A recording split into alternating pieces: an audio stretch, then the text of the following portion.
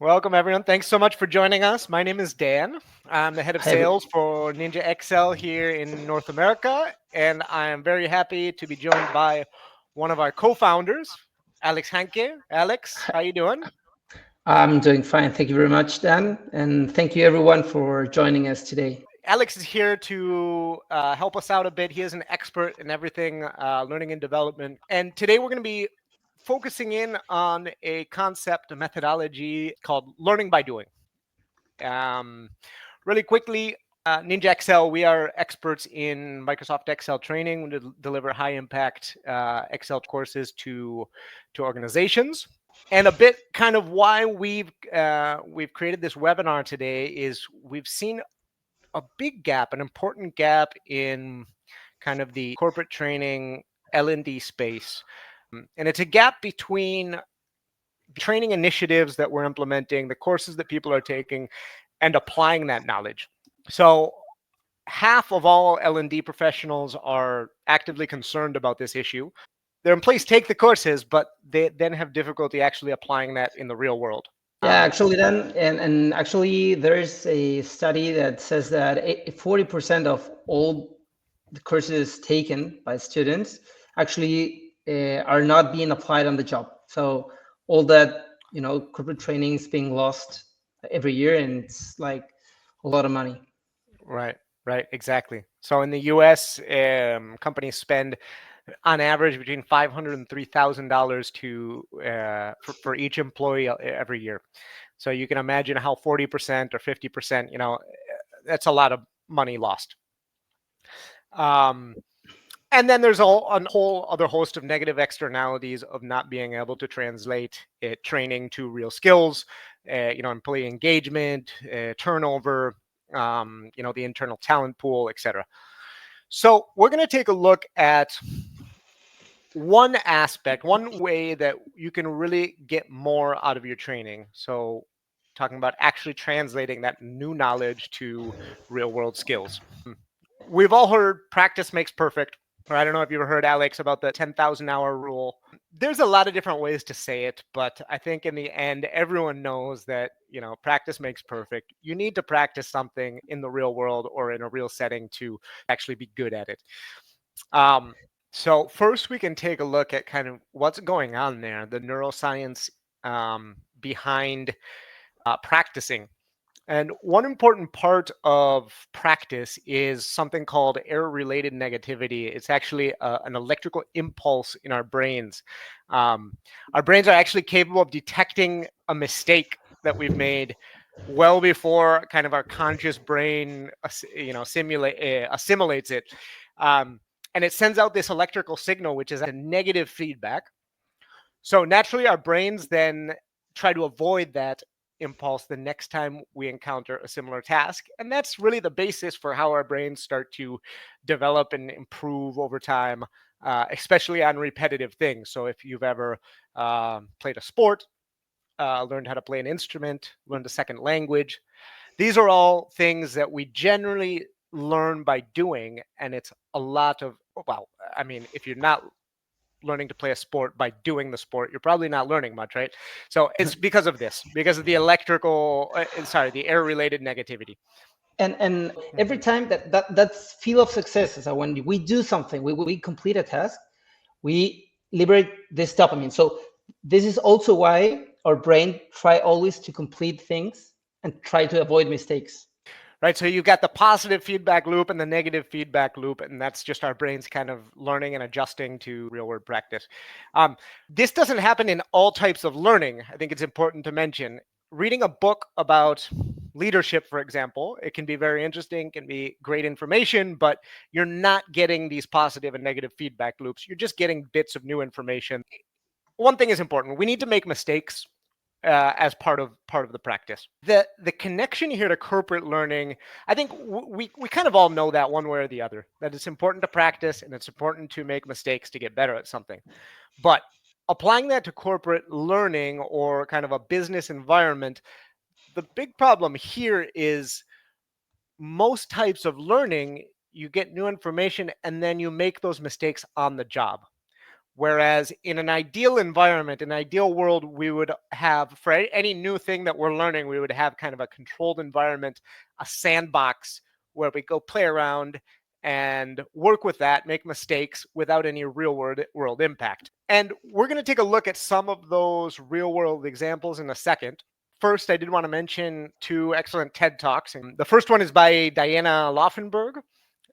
She talks about three really important aspects of a successful, of really deep and effective learning.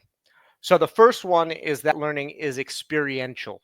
So experiential is actually, doing whatever you're learning. So if I'm trying to learn to play the piano, reading a book about how to play the piano is not experiential, and actually sitting down to a piano and trying to play it is experiential. The second one would be empowering the learner's voice. So it's experiential, but more on a thought level. So making sure that your learners have some sort of opinion, question, something to add about whatever whatever specific thing you're teaching. And then finally, which is important, what we've been talking about here is embracing failure. So let's stop looking at failure as something that we need to avoid, but something that should be welcomed and helps us to achieve better learning. And the second TED Talk is by Eduardo Briseño. He does a great job of analyzing high performers and their approach to learning. And he lays out is that we all kind of have two different modes. There's performance mode, which I'm sure we all know. If you've ever had a job, you've known performance mode comes along with a bit of stress, maybe time crunch, etc., where you really need to apply what you know and get things done. And there's the learning mode, where we allow ourselves a bit more freedom to delve into things that maybe we don't know so well, be a bit more creative, try new things. We're bound to fail. We're bound to make mistakes in that kind of new space. And what happens is that most of us get stuck too often in the performance mode, which is, of course, necessary. We need to get our jobs done and we need to perform in all aspects of life. But you're never going to improve that performance mode if you don't take a break and let yourself fall into this learning mode where you gradually improve yourself over time. And that's what high performers typically do really well, is they let themselves fall into this learning mode, when it's appropriate, of course, but often. This is actually, so we're talking here about corporate training, a corporate business, that kind of context. But when we take this down, for example, to kids, so in early days in school, for example, there are a lot of studies that shown that kids in which they are applied this concept of active learning, when they experiment, they actually get much better results. We have all asked ourselves why kids learn so fast, because they are actually in a much more learning mode than we are, and they're experimenting all the time. So their brain adjusts more quickly as we do in our jobs and in our lives. Yeah, definitely. And that's the same, it kind of ties back to the whole idea of a sandbox environment. So it goes back to kids, kids play in a sandbox and they can be creative and try things without the fear of failure. We're gonna now lay out a few real world examples of how different organizations are implementing this controlled environment, the sandbox learning environment, and how that can benefit perhaps your organization. So one big application out there right now, and is getting bigger every day with new technology, is VR. This study by the U.S. National Training Laboratory found that the retention rate improves drastically. So kind of what we touched on at the beginning, the retention rate of the new knowledge that you're getting is really important, and it improves greatly through a virtual reality environment, as opposed to reading or a lecture style course. This other study by Price Waterhouse found that the learning was much faster, so 4 times faster than traditional learning styles. A few specific examples. So Walmart is actually implementing VR customer service training to prepare their their staff for Black Friday is one of the examples. So really stressful environment, but a very human environment. So they're using VR for very human interactions, which I thought was pretty cool. Stanford University is using VR for a lot of medical training. I think it's pretty cool. Why it would be nice that a doctor could actually use this controlled environment before operating on people. And then Price Waterhouse and Accenture are just two examples of companies that actually use virtual reality in a leadership and teamwork environment. So again, very human, non-technical areas.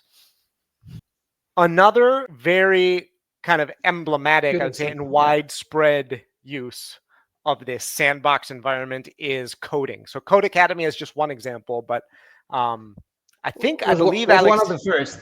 One of the first, right. If I'm not wrong, it's become kind of an industry standard in teaching coding that you use. Yeah, exactly, yeah.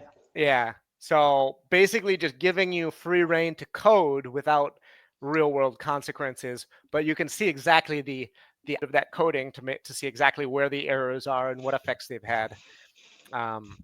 So yeah, and I think this example really ties into kind of what we do in Ninja XL. So I'll just go straight into it. Maybe you could tell us a bit about your story about why decided to found Ninja XL. Okay, actually, it's a pretty funny story. Early days in university, I've always been like an Excel fan, right? In my early days, I did all my spreadsheets in terms of whatever I want to do. At that time, I did a lot of classes to students.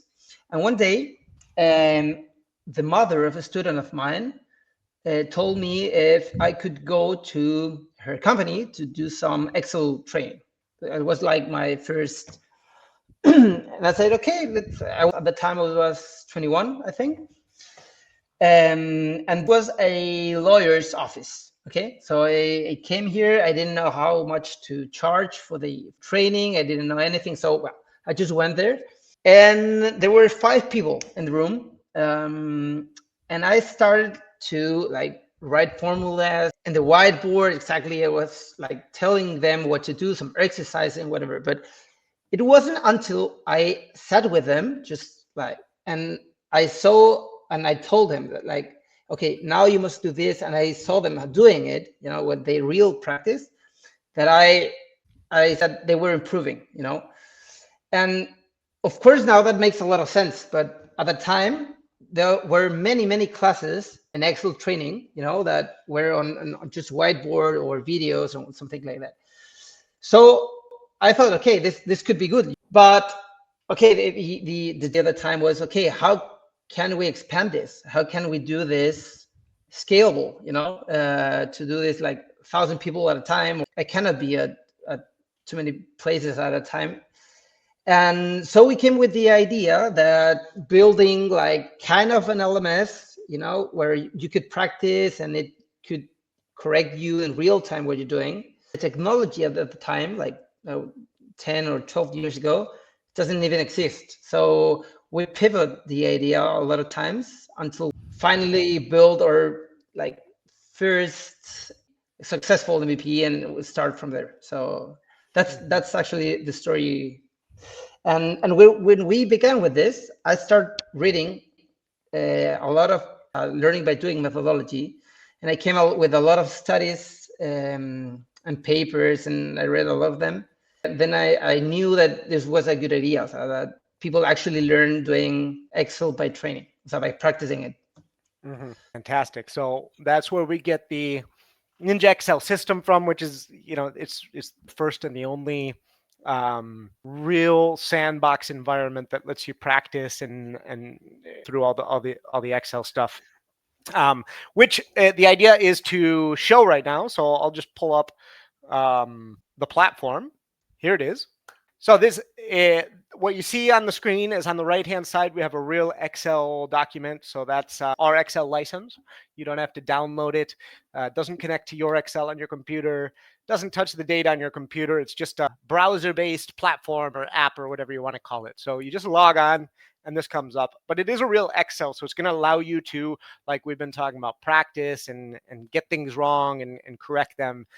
And then on the left-hand side, you have our learning platform that's going to guide you through a very logical, structured curriculum to learn Excel.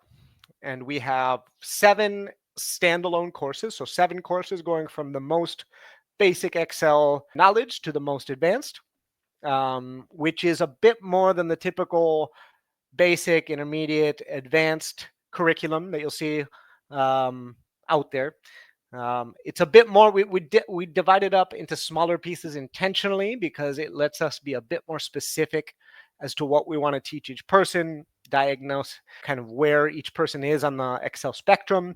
And yeah, it's also nicer as a learner to go through smaller bite-sized pieces than to have to go through all of Excel Intermediate or all of Excel Basic.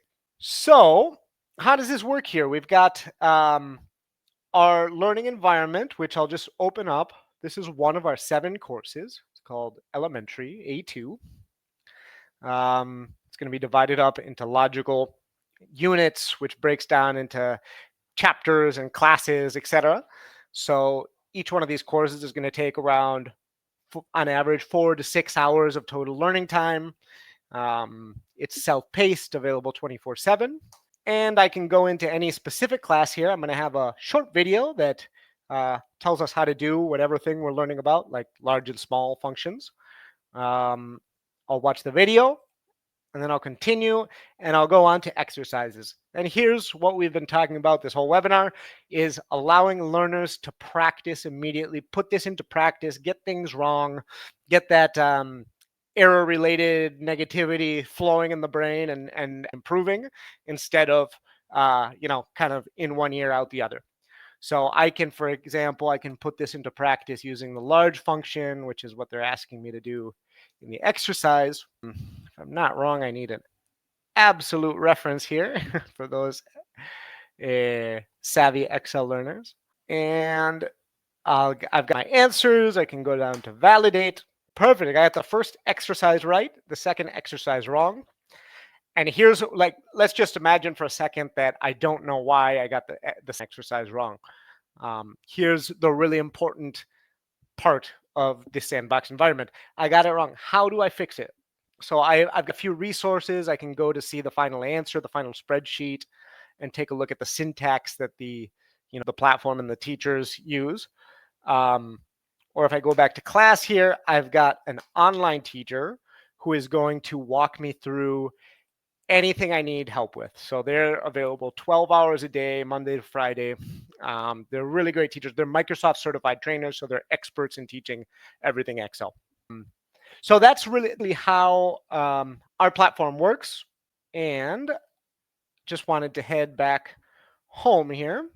So here are the 7 certifications. You're going to get progress reports as an administrator. And yeah, that's the demo. Anything you want to highlight, Alex? Yeah, we created the system. This is also something pretty new for some people, that you can divide, all the content in different certifications. But we did this specifically to know in which level is every student, every learner, because many people, we saw that in the market. Many people said, for example, I am basic or advanced in Excel, but actually nobody knows exactly what that means, So we're trying here to be very specific, as you said, in evaluating what does every person that does a Excel or Ninja certification actually know and what is capable to do with the tools. Fantastic. So I would love to show any of the participants here that live. Let's chat. If you think this could be helpful for your organization, there's a QR code that'll let you set up a meeting or a call with me personally. Thank you so much for your time. It was great chatting with you, and yeah, hope to talk to you soon. Until next time. Thank you very much. Bye. Bye-bye.